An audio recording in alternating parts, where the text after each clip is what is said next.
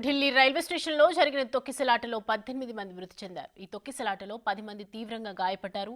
మృతుల్లో 9 మంది మహిళలు, 5 చిన్నారులు ఉన్నారు. కుంభమేళాకు వెళ్లేందుకు భారీ సంఖ్యలో ప్రయాణికులు శనివారం న్యూఢిల్లీ రైల్వే స్టేషన్కు చేరుకున్నారు. అయితే ప్రయాగ్రాజ్ వెళ్లే 2 రైళ్లు ఆలస్యం కావడంతో ప్లాట్ఫామ్ నెంబర్ 13, 14 దగ్గర ప్రయాణికులు కిక్కిరిసిపోయారు.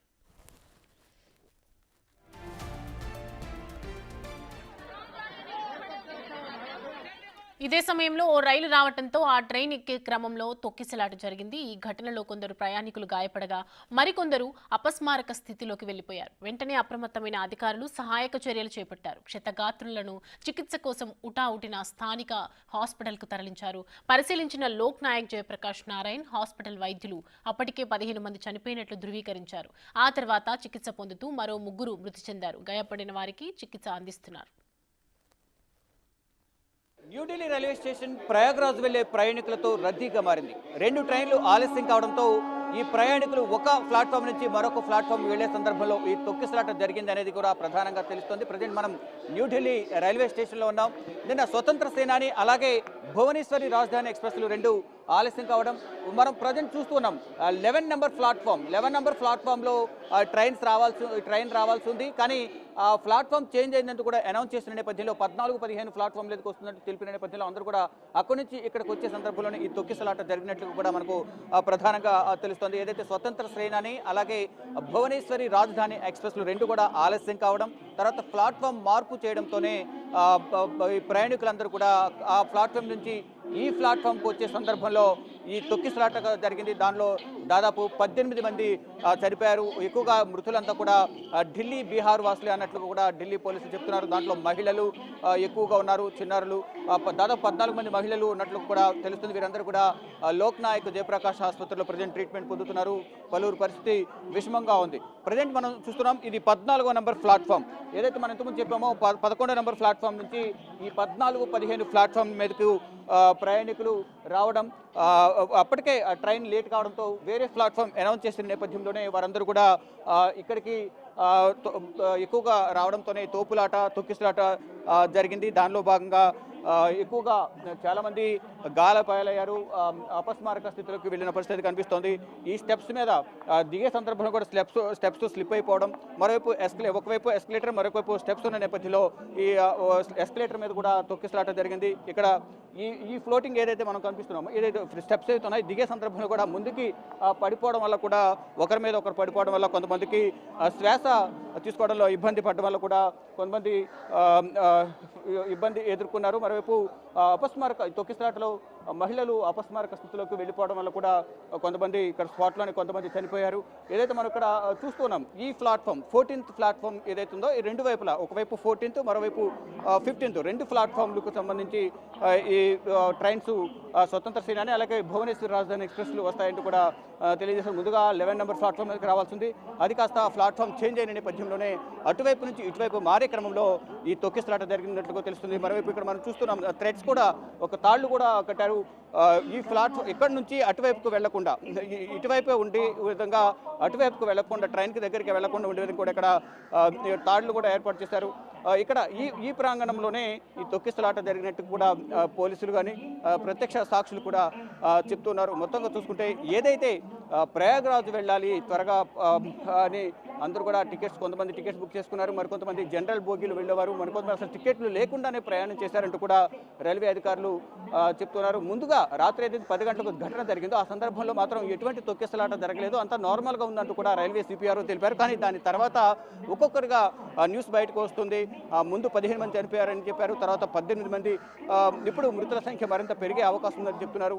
మరోవైపు ఇటు మృతుల కుటుంబాలకు ప్రభుత్వం ఎక్స్గ్రేషియా కూడా ప్రకటించింది. మృతి చెందిన వారికి 10 లక్షలు, గాయపడిన వారికి 2.5 లక్షలు, స్వల్పంగా గాయపడిన వారికి ₹1,00,000 ఎక్స్గ్రేషియా ప్రకటించింది. ఎంత ఎక్స్గ్రేషియా ప్రకటించినప్పటికీ కూడా ఇక్కడ నిబంధనలు పాటించడంలో రైల్వే శాఖ విఫలమైంది అనేది కూడా ఒక విమర్శ అయితే వినిపిస్తుంది ప్రతిపక్ష పార్టీల నుంచి. ప్రధానంగా చూసుకుంటే అదే ట్రైన్ ఆలస్యం అవుతుందని చెప్పిన నేపథ్యంలో, అనౌన్స్ చేసిన నేపథ్యంలో అక్కడ పటిష్టమైన భద్రతను ఏర్పాటు చేయాల్సి ఉంటుంది. ఇక్కడ పోలీసు వ్యవస్థ ఉండాలి. ప్రయాణికులు ఎవరైతున్న రద్దీని దృష్టిలో ఉంచుకుని వారిని సక్రమంగా క్యూ మార్గంలో ట్రైన్లు ఎక్కించే విధంగా కూడా ఏర్పాట్లు చేయాల్సి ఉంది. కానీ ఎటువంటి ఏర్పాట్లు చేయకుండా నిర్లక్ష్యం వహించడం వల్లే ఈ ఘటన చోటు చేసుకుంది అనేది కూడా ప్రధానంగా కూడా అంతా విమర్శలు వినిపిస్తూ ఉన్నాయి. ప్రజెంట్ ఎల్ఎన్జేపీ లోక్ నాయక్ జయప్రకాష్ హాస్పిటల్లోను మరికొన్ని హాస్పిటల్లో కూడా కొంతమంది ట్రీట్మెంట్ పొందుతూ ఉన్నారు. కొంతమంది ఐసీయూలో ఎమర్జెన్సీలో ట్రీట్మెంట్ పొందుతున్నారు. ఎక్కువగా ఢిల్లీ పంజాబ్ వాసులు ఎక్కువగా ఉన్నట్లు కూడా ఢిల్లీ పోలీసులు చెప్పారు.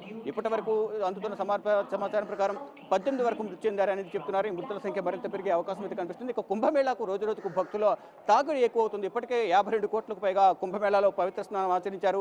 వీఐపీలు సాధారణ భక్తుల నుంచి వీఐపీల వరకు కూడా రోజు రోజుకు ఎక్కువగా కుంభమేళాలో పవిత్ర సంగోద స్నానం ఆచరించేందుకు వెళ్తున్నారు. దానిలో భాగంగానే ఢిల్లీ నుంచి స్పెషల్ ట్రైన్స్ ఏర్పాటు చేసిన నేపథ్యంలో ఆ ట్రైన్స్ కొంచెం లేట్ అయ్యాయి. ఆ లేట్ అయిన ట్రైన్స్ కూడా ముందుగా అనౌన్స్ చేసిన ప్లాట్ఫామ్ మీద కాకుండా వేరే ప్లాట్ఫామ్కి రావడం వల్ల అక్కడి నుంచి ఇటువైపు రావడం అయితే మనం చూస్తున్నాం. ఈ ప్లాట్ఫామ్ అక్కడ ప్లాట్ఫామ్ నుంచి అది 11 నెంబర్ ప్లాట్ఫామ్. ఇప్పుడు మనం చూస్తున్న అటువైపు ఉన్నది 11 నెంబర్ ప్లాట్ఫామ్. అటువైపు నుంచి ఇటువైపుకి రావడానికి అదంతా తిరిగి రావాల్సి ఉంటుంది. కొంతమంది ఈ ప్లాట్ఫామ్ను దాటుకునే ఇటువైపు వచ్చిన పరిస్థితి. మరికొంతమంది ఇక్కడే ట్రైన్ ఉన్న నేపథ్యంలో ఆ ట్రైన్ కూడా విండోస్ నుంచి ఎక్కి లోపలికి వెళ్ళారు. మరికొంతమంది మెయిన్ డోర్ నుంచి వెళ్ళినప్పటికీ కూడా కొంతమంది విండోస్ నుంచి వెళ్ళడం, అక్కడ ట్రైన్ దగ్గర కొంత తొక్కిసలాట జరిగింది. ఇక్కడ ప్లాట్ఫామ్ మీద కూడా తొక్కిసలాట జరిగింది. అటువైపు నుంచి ఇటువైపు రావడానికి మొత్తం కూడా ప్లాట్ఫామ్ పైనుంచి రావడంతోనే కొంతమంది స్టెప్స్ మీద వచ్చే సందర్భంలో స్లిప్ అయి కింద పడిపోవడం ఇదంతా జరిగింది. దానిలో భాగంగా ఇక్కడ తొక్కిసలాట జరిగింది అనేది కూడా ప్రధానంగా పోలీసులు చెప్తూ ఉన్నారు. హుటాహుటిన వెంటనే 10 గంటలకు ఢిల్లీ ఫైర్ సేఫ్టీ అధికారులకు సమాచారం అందిందంటూ కూడా ఫైర్ సేఫ్టీ అధికారులు చెప్తున్నారు. 4 ఫైర్ టెండర్స్ అంటే ఫైర్ ఇంజిన్ను ఇక్కడ ఢిల్లీకి రైల్వే స్టేషన్కు తరలించారు. వెంటనే వారందరూ కూడా సహాయక చర్యలో పాల్గొన్నారు. వారితో పాటు సిఆర్పీఎఫ్ పోలీసులు, ఇటు రైల్వే వ్యవస్థకు సంబంధించిన అధికారులు, స్థానికంగా ఉన్న కూలీలందరూ కూడా సహాయక చర్యలో పాల్గొని ఎవరైతే గాయపడ్డారో, ఎవరైతే అపస్మారక స్థితిలోకి వెళ్ళిపోయారో వారందరూ కూడా అంబులెన్స్ల ద్వారా ఎల్ఎన్జేపీ ఆసుపత్రికి తరలించి ట్రీట్మెంట్ అందిస్తున్నారు. అప్పటికే సంఘటన స్థలంలో కొంతమంది చనిపోయారు, మరి కొంతమంది సిపిఆర్ చేశారు, కొంతమంది బ్రతికించారు. కానీ కొంతమందిని బ్రతికించలేని పరిస్థితి కనిపించింది. అంటే వారందరూ కూడా ఇక్కడ సంఘటన స్థలంలో కొంతమంది చనిపోతే కొంతమంది ఆసుపత్రిలో ట్రీట్మెంట్ పొందుతూ కూడా మృతి చెందిన పరిస్థితి రాత్రి ఉంది.